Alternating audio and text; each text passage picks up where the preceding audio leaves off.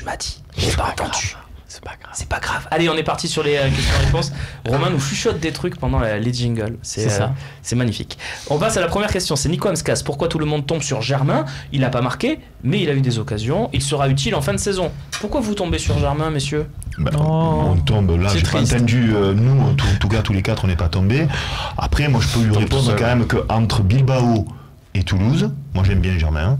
Entre Bilbao et Toulouse, il doit quand même au moins en mettre un au fond. J'aime bien les phrases qui commencent par moi j'aime bien. Oui, j'aime bien Germain. Mais je te dis qu'entre Bilbao et Toulouse, pour répondre à Nico Amskas, je pense qu'il doit en mettre un au fond. Pour le dire différemment, quand tu as 3, 4, 5 occasions et que. Ou plutôt, je vais dire différemment, si tu as une occasion que tu la mets pas au fond parce que tu n'as pas de chance, parce qu'il a fait 2 super gestes, c'est vrai que c'est passé à chaque fois ça. Ok, la deuxième, tu dis, vraiment pas. Mais au bout de 5 occasions en 2 matchs où ça passe à ça, ben tu te dis ouais mais mon gars il faudrait qu'à un moment donné tu cadres toujours presque mais jamais il y a notamment le corner en première mi-temps là où il met le pied sans trop le mettre, qu'il est à 2 mètres de la ligne et qu'il le rate. Si c'est au Campos, il la met peut-être au fond, il manque un peu peut-être un peu de rage. Cette phrase quand même, cette phrase, si c'est au Campos, il la met. J'aurais jamais pensé l'entendre. Mais on m'a compris. Peut-être un peu de la tête en seconde période, je crois, il doit claquer. Et à un moment donné, il doit claquer. Nico Amskas, pourquoi tout le monde tombe sur Germain?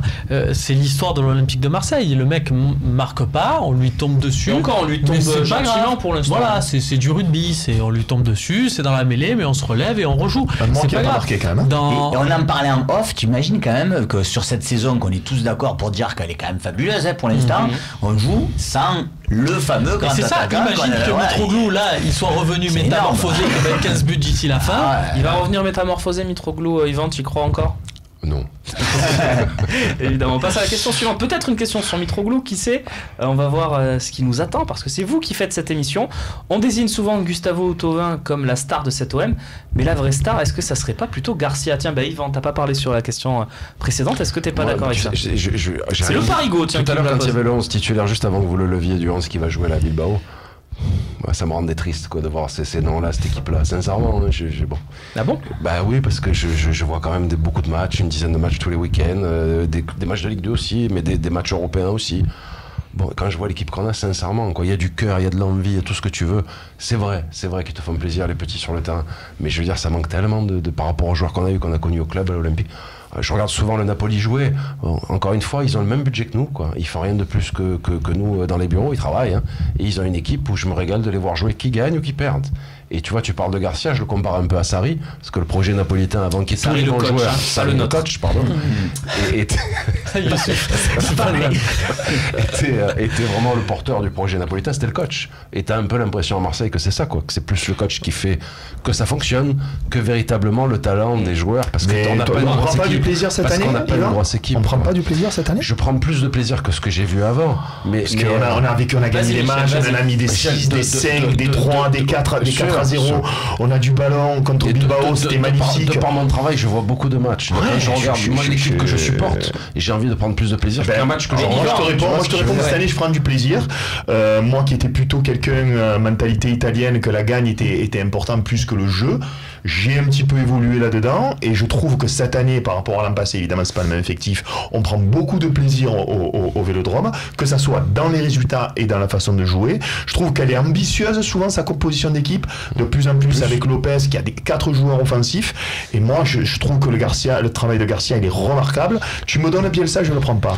Moi je dis bravo Garcia. Franchement, ce qu'il fait cette année, c'est exceptionnel, quels que soient les 2 mois qui arrivent. Ce qu'il fait Rudy est top, il tire 150% des joueurs. On est bien d'accord, je parle de l'équipe des joueurs qu'on a, où je suis attristé du niveau de la valeur individuelle. Je comprends. Il disait Ocampos, quand il te dit Ocampos, c'est grave de dire il aurait marqué le but, c'est pareil, quoi. Et même moi je te dis, mais Ocampos aujourd'hui sur le terrain, mais c'est par défaut, parce que t'as rien d'autre. Parce que dès que tu aimes Payet ou Antoine qui est plus là, on n'a pas mis Sanson. On n'a pas mis Sanson. C'est ça ma tristesse. C'est la tristesse de là où je te rejoins, c'est le banc. C'est-à-dire qu'on a que 13-14 joueurs et que quand il nous manque 2-3 joueurs, c'est vrai que c'est triste. C'est cache-misère. Le projet, on est au début du projet. Chaque chose en son temps. Début du projet, ça fait 2 ans. On a que 14 joueurs, on en avait 0. On peut pas en avoir 28 d'un coup.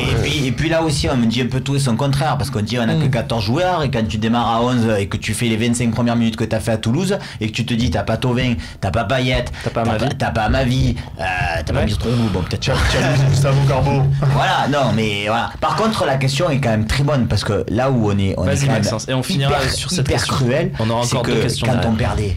Mais qu'est-ce qu'on a démonté Garcia, Et là, s'il n'y a pas cette question-là, à aucun moment dans le talk on a dit C'est vrai. ce qu'il a fait Garcia, Bien sûr. ce qu'il a fait le tournoi. Faudra qu'on en ait un vrai débat sur le jeu. On a fait des parties sur sa gestion. Alors, c'était pas le même présentateur, je suis d'accord. On a fait des parties quand même sur le jeu. Non, mais là aujourd'hui on en a pas parlé parce que quand même il te fait rentrer Mitroglou et Payet et dans les 30 secondes qui suivent, Mitroglou marque, Payet passe décisive. C'est quand même énorme, il faudrait juste le souligner quoi. Et quand René, ça 5 minutes, il dit quand on voit la composition d'équipe à 20h, on se dit c'est pas possible la compo qu'il met, et puis finalement il arrive. Tu vois, contrairement à Bielsa qui faisait le 11, qui changeait pas, que le mec il a eu la malaria la veille, il jouait quand même, lui il fait comme je te disais, c'est le joueur du moment. Et en ça, Garcia est meilleur entraîneur que Bielsa. Romain, il faudra vraiment qu'on ait un débat sur le talk ces prochaines semaines sur le jeu de Garcia. On n'a pas vraiment eu de vrai débat sur le jeu, c'est intéressant parce que. Mais j'ai entendu Michel dire si peu importe ce qui se passe les 2 derniers mois, Garcia. C'est une façon de parler Romain. Oui, parce que tu vas revenir là. Non, mais je reviens, j'assume. Je te dis que les 6 mois qu'il a fait Garcia, ils sont exceptionnels. On enchaîne avec Carbone 14. Tu préfères, alors la règle du tu préfères, c'est qu'il n'y a pas de joker, messieurs.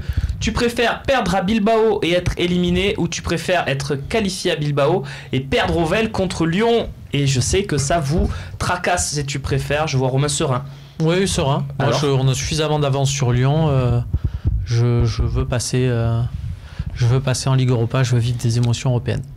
Michel. Idem. Je veux aller au bout. On perd contre Lyon en vélo. M'en fous, on a 2 points encore d'avance. Et je veux gagner cette coupe. Moi. La question c'est Carbone 14. 5 - 3, il reste 2.